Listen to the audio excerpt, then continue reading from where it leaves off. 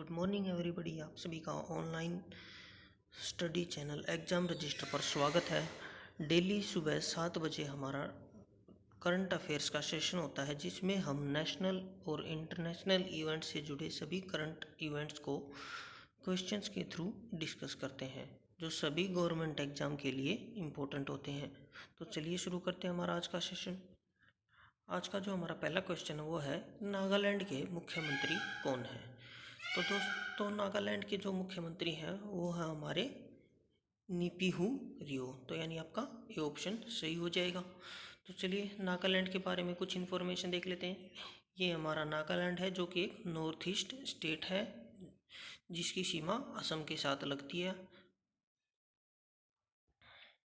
अगर मैं नागालैंड के बारे में बात करूँ तो दोस्तों, नागालैंड की फॉर्मेशन थी जो वो 1 दिसंबर 1963 को हुई थी। इसकी कैपिटल कोहिमा है। लार्जेस्ट सिटी है जो वो दीमापुर है। 12 डिस्ट्रिक्ट हैं इसके अंदर। गवर्नर हैं इसके वो RN रवि हैं। यूनिकैमरल लेजिस्लेचर है, यानी कि सिर्फ विधानसभा है। पार्लियामेंट के अंदर बात करूँ तो मैं सीट की, एक राज्यसभा की सीट और एक लोकसभा की सीट है। हाई कोर्ट की बात करूँ तो गुवाहाटी हाई कोर्ट के अंदर आता है। एरिया के अंदर 26वीं नंबर पर आता है और पॉपुलेशन के अंदर 25वें नंबर पर आता है।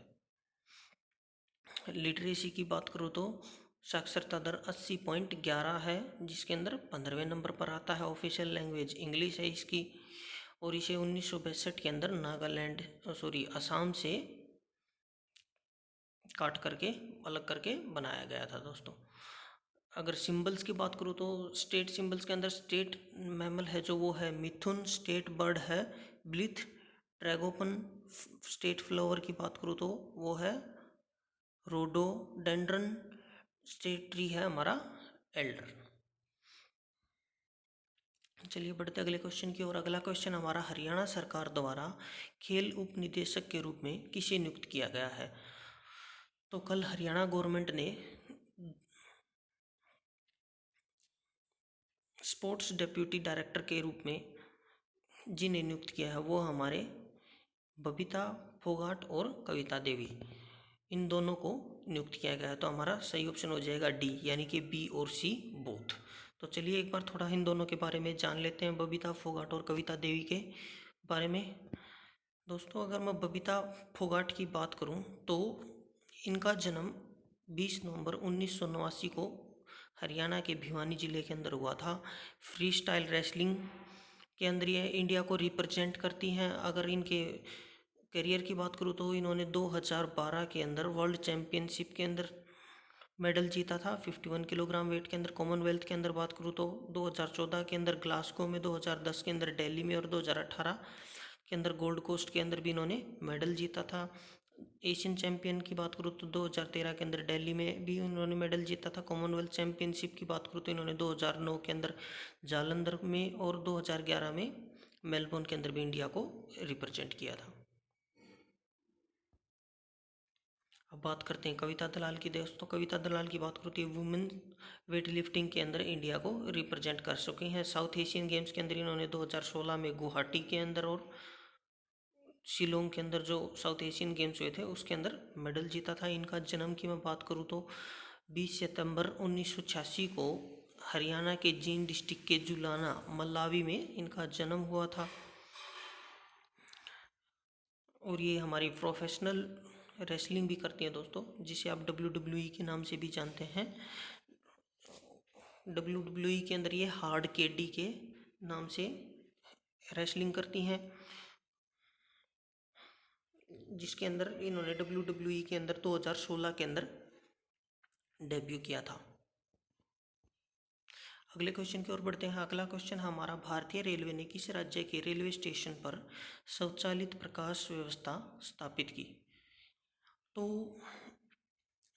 जिस राज्य के अंदर रेलवे ने व्यवस्था स्थापित की है वो राज्य है हमारा मध्य प्रदेश। तो आंसर हो जाएगा हमारा सी ऑप्शन। तो चलिए इसके बारे में एक बार थोड़ा जानकारी ले लेते हैं। जो रेलवे है दोस्तों, उसने MP के मध्य प्रदेश के जबलपुर, नरसिंहपुर और भोपाल के ऊपर ये फैसिलिटी लगाई है। इसके अंदर देखो ये काम कैसे करेगी। होता क्या है कि देखो, जो नाइट टाइम होता है उसके अंदर हम लोगों की लाइटें हैं वो कॉन्टिन्यूसली जलती रहती हैं सारी की सारी, तो बिजली का बहुत ज़्यादा खर्च आता है। तो अभी इस सिस्टम के अंदर क्या होगा कि जब जैसे अगर कोई ट्रेन है वो प्लेटफॉर्म पर खड़ी है तो तब तक तो कंप्लीट लाइटें जलती रहेंगी सभी की सभी, लेकिन जैसे ही रेलगाड़ी प्लेटफॉर्म से चली जाएगी और प्लेटफॉर्म खाली हो जाएगा तो ऑटोमेटिकली अपने आप 50% जो आधी लाइटें हैं वो अपने आप बंद हो जाएंगी। इससे क्या होगा कि काफ़ी बिजली की बचत होगी और दोस्तों एक अच्छा इनिशिएटिव है ये। तो चलिए बढ़ते अगले क्वेश्चन की ओर। अगले क्वेश्चन की बात करूँ तो हमारा 6th BRICS environment ministers meeting held under which country presidency. तो जो छठी ब्रिक्स पर्यावरण मंत्रियों की जो बैठक हुई है वो हमारी कहाँ पर हुई है, रशिया के अंदर। दोस्तों ये रशिया की प्रेसिडेंसी के अंदर हुई है, रशिया इसका होस्ट था। तो थोड़ा ब्रिक्स के बारे में भी जान लेते हैं दोस्तों। ब्रिक्स जो है, ब्रिक्स की स्थापना हुई थी वो 2001 के अंदर गोल्डमैन सैक ने की थी दोस्तों।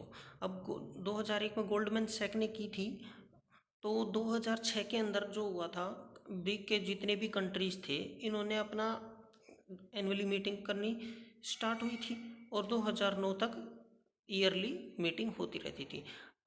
अब याद रखिएगा जब 2006 के अंदर से जब मीटिंग स्टार्ट हुई थी तो ब्रिक नाम था इसका, यानी इसके अंदर ब्राज़ील, रशिया, इंडिया और चाइना ही इसके सदस्य थे।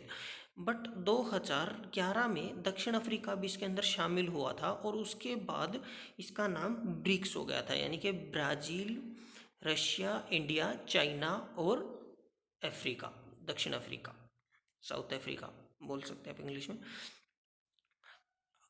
फिर 2014 के अंदर ब्राज़ील के फोर्टालेजा के अंदर जो एनुअल मीटिंग हुई थी उसके अंदर हमारा न्यू डेवलपमेंट बैंक, जिसे आप एनडीबी के नाम से भी जानते हैं, और आकस्मिक रिजर्व बैंक जिसे आप सीआरए के नाम से जानते हैं, दोनों की स्थापना की गई थी 2014 के अंदर ब्राज़ील के सम्मेलन के अंदर।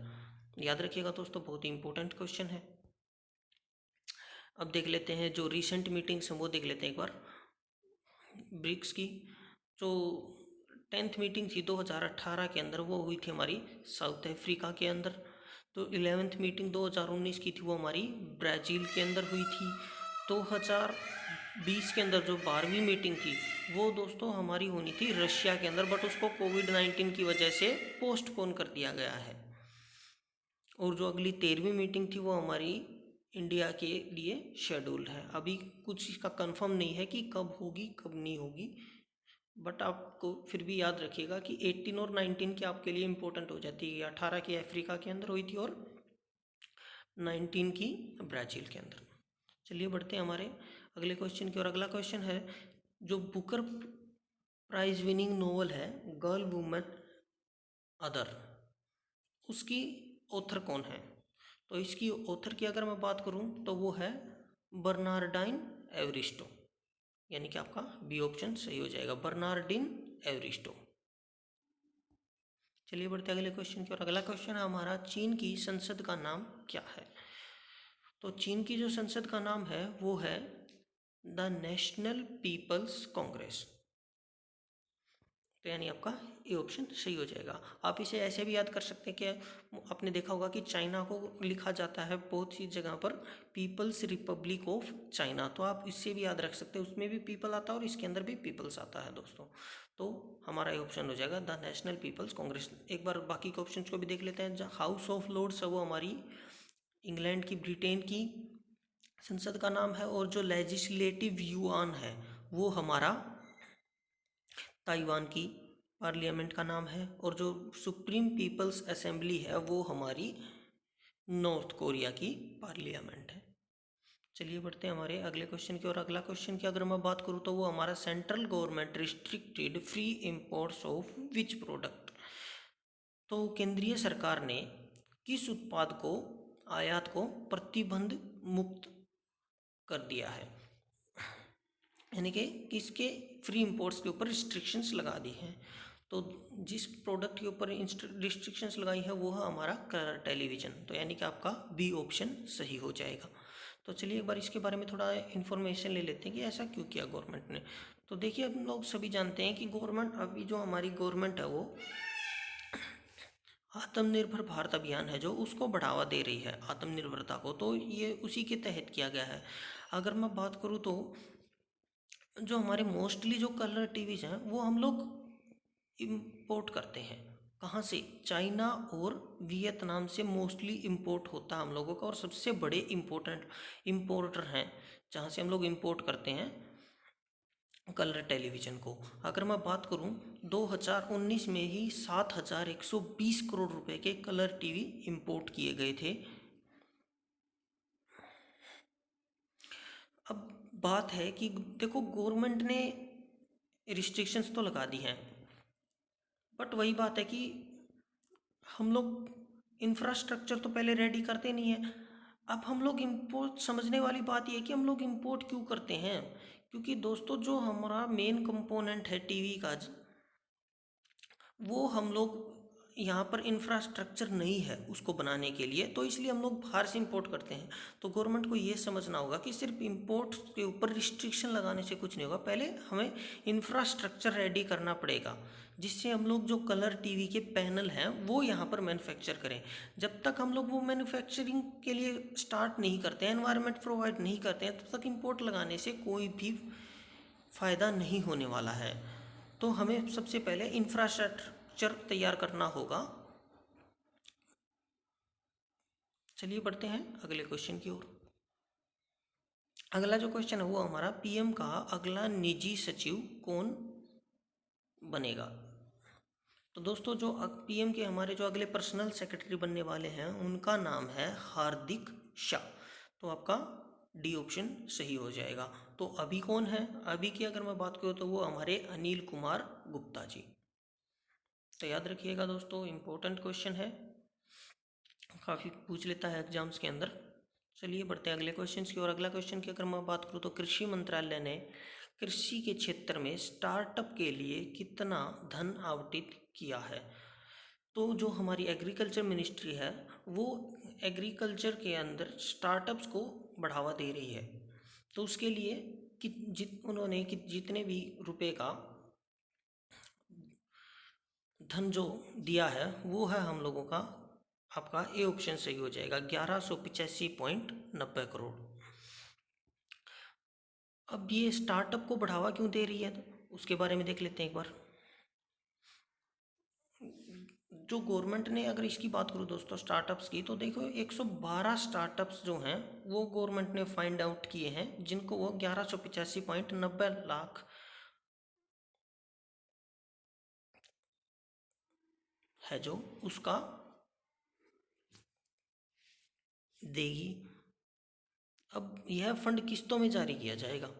अब बात क्या है कि स्टार्टअप्स को बढ़ावा क्यों दे रहे हैं? देखिए हम लोग जानते हैं कि जो हमारा कंट्री है उसका जो हिस्टोरिक बैकग्राउंड है वो एग्रीकल्चर से रिलेटेड है, ना कि इंडस्ट्री से रिलेटेड। अभी भी जो हमारा कंट्री है उसकी लगभग 65% पॉपुलेशन है जो वो एग्रीकल्चर के ऊपर डिपेंड करती है। तो आप देख सकते हैं कि जब इतनी बड़ी पॉपुलेशन एग्रीकल्चर के ऊपर डिपेंड करती है तो हमारे अगर कंट्री को हमें डेवलप करना है तो उसका एक ही रास्ता है कि इस एग्रीकल्चर के सेक्टर को हमें ग्रो करवाना होगा, इसको सपोर्ट करना होगा, तभी ग्रो कर सकते हैं, वरना ग्रो करना बहुत ही मुश्किल है। तो इसीलिए अब गवर्नमेंट एग्रीकल्चर को बढ़ावा दे रही है जिसके तहत ये स्टार्टअप्स को स्टार्ट किया गया है। चलिए अगले क्वेश्चन की ओर बढ़ते हैं। अगला क्वेश्चन हमारा, what is the name of new application which is to be launched by agriculture ministry and central government for farmers?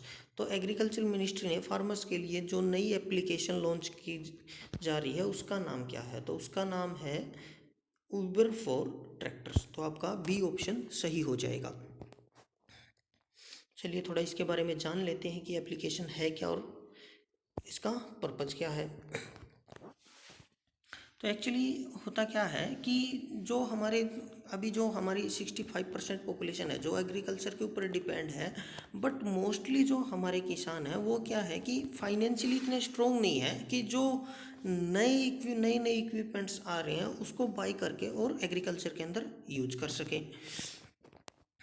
और इसीलिए आज भी हमारे बहुत सारी जो एग्रीकल्चर से रिलेटेड पॉपुलेशन है और फार्मर्स हैं वो ओल्ड मेथड्स ही यूज़ कर रहे हैं, जिसकी वजह से प्रोडक्शन कम होती है और उनको प्रॉफिट इतना नहीं हो पाता है।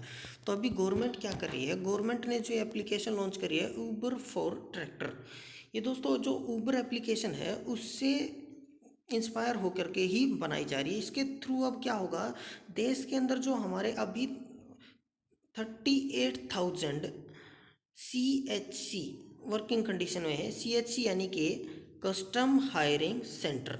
अब ये क्या करते हैं, जो हमारे CHC हैं ये लगभग 2.5 लाख जो कृषि उपकरण हैं वो किराए पर देते हैं। यानी यहाँ से कोई भी फार्मर है वो परमानेंटली ना लेकर के किराए पर कुछ समय के लिए कोई भी उपकरण चाहे तो ले सकता है। अब किसी भी उपकरण को बाई करने में बहुत कॉस्ट लगती है, बहुत खर्चा आता है, लेकिन किराए पर हम अपनी ज़रूरत के हिसाब से ले सकते हैं और हर कोई किसान इन्हें अफोर्ड भी कर पाएगा। तो काफ़ी अच्छा इनिशिएटिव है, इसके द्वारा किसान भी नए नए टेक्निक्स को यूज़ करके अपनी प्रोडक्शन को इम्प्रूव कर सकता है। अब ये काम कैसे करेगा, जब हम लोग इस एप्लीकेशन के अंदर जाएंगे और जा कर के हम लोग अपनी लोकेशन के हिसाब से जब इसके अंदर डालेंगे जो भी उपकरण चाहिए होगा, तो ये क्या करेगा कि ये जो अपने उस लोकेशन के 20 से लेकर 50 किलोमीटर के एरिया के अंदर जितने भी CHC होगा उसके बारे में इंफॉर्मेशन देगा और उस CHC के ऊपर आपको कौन कौन से उपकरण किस रेट पर आपको किराए के लिए मिल रहे हैं वो भी आपको बता देगा। और वहाँ से आप लोग जहाँ से चाहे आपको ठीक लगेगा वो उपकरण उस CHC सेंटर से जाकर ले सकते हैं। तो काफ़ी अच्छा इनिशिएटिव है। मैं भी चाहूँगा कि आप लोग अपने जितने भी किसान भाई हैं और आपके जितने भी नोन हैं उनको भी इस स्कीम के बारे में और एप्लीकेशन के बारे में बताएं। चलिए बढ़ते हैं अगले क्वेश्चन की ओर। अगला जो हमारा क्वेश्चन वो है गवर्नर ऑफ आंध्र प्रदेश कौन है। तो आंध्र प्रदेश के जो राज्यपाल हैं वो कौन हैं, वो हैं हमारे विश्वभूषण हरिचंदन। तो हमारा C ऑप्शन सही हो जाएगा।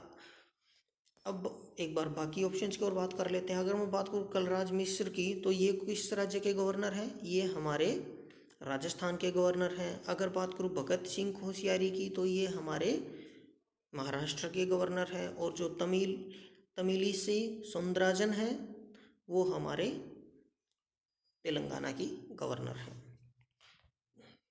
चलिए थोड़ा एक बार जान लेते हैं दोस्तों कि आंध्र प्रदेश के बारे में जब बात आई है, तो आंध्र प्रदेश के अंदर जो बात आई है ये क्या है कि जो आंध्र प्रदेश के गवर्नर है विश्वभूषण हरिचंद्रन जी, उन्होंने अभी आंध्र प्रदेश विकेंद्रीकरण और सभी क्षेत्रों के समावेशी विकास का जो बिल है उसको स्वीकृति दी थी है।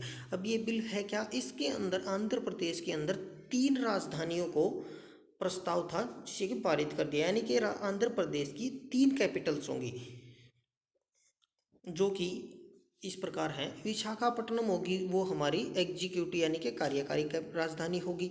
अमरावती होगी जो हमारी लेजिस्लेटिव यानी कि विधान राजधानी होगी। और जो कुर्नूल होगी हमारी वो जुडिशियल कैपिटल होगी, न्यायिक राजधानी होगी। अब ये 3 राजधानी का जो कॉन्सेप्ट है वो क्या है, देखिए अगर आंध्र प्रदेश गवर्नमेंट की मैं मानूँ तो उनका कहना है कि इससे क्या होगा कि इन तीनों सिटीज़ के अंदर अलग अलग राजधानी होगी, तो क्या होगा कि जो आसपास का एरिया है वो डेवलपमेंट हो पाएगा और काफ़ी डेवलपमेंट हो जाएगी तीनों के एरिया के अंदर। गवर्नमेंट का पॉइंट ऑफ व्यू ये है। बट अगर मैं बात करूँ तो आम नागरिक की तरफ से बात करूँ तो देखिए उनको भी काफ़ी परेशानी की बात है। अगर उन्हें एग्जीक्यूटिव कोई डिपार्टमेंट से वर्क है तो उनको एक जगह जाना पड़ेगा, लेजिस्लेटिव के लिए दूसरी जगह और जुडिशियल के लिए तीसरी जगह जाना पड़ेगा। तो इसके दोनों ही मैंने आपको बता दिए हैं प्रोस एंड कॉन्स। तो चलिए आगे चलते हैं। अगला जो क्वेश्चन है वो है ग्रामोद्योग विकास योजना स्कीम है वो किस मिनिस्ट्री की स्कीम है। तो ग्रामोद्योग विकास योजना जो है वो हमारी किस मंत्रालय की योजना है, तो आपका सही आंसर हो जाएगा ministry of micro small and medium enterprises, सूक्ष्म लघु और मध्यम उद्यम मंत्रालय की जो ये योजना है। तो आपका C ऑप्शन सही हो जाएगा। तो चलिए ग्रामोद्योग विकास योजना है जो, इसके बारे में थोड़ा जान लेते हैं। अगर मैं ग्रामोद्योग विकास योजना की बात करूं तो जो हमारा MSME मिनिस्ट्री है, डिपार्टमेंट है, उसने क्या किया है कि खादी और ग्रामोद्योग जो आयोग है KVIC हमारा, उसके साथ मिलकर के जो हमारे कारीगर हैं जो अगरबत्ती निर्माण उद्योग के अंदर लगे हुए हैं उनको प्रशिक्षण और हेल्प दी जाएगी। और इसके अंदर क्या होगा कि 50 अगरबत्ती बनाने वाली स्वचालित मशीनें और 10 मिक्सिंग जो हमारा रॉ मटेरियल होता है उसको मिक्स करने के लिए दी जाएंगी और इनको ट्रेनिंग दे करके आत्मनिर्भर बनाने के लिए कोशिश की जा रही है। तो काफ़ी अच्छा इनिशिएटिव है, इससे न्यू जॉब्स भी क्रिएट होंगी और इंफ्रास्ट्रक्चर के अंदर भी हेल्प मिलेगी हम लोगों को। चलिए आगे बढ़ते हैं अगले। तो ये था हमारा आज का सेशन, उम्मीद करता हूँ कि आपको पसंद आया होगा और हमसे जुड़े रहने के लिए और डेली करंट अफेयर्स के लिए हमें लाइक, शेयर और सब्सक्राइब करना ना भूलें दोस्तों। धन्यवाद।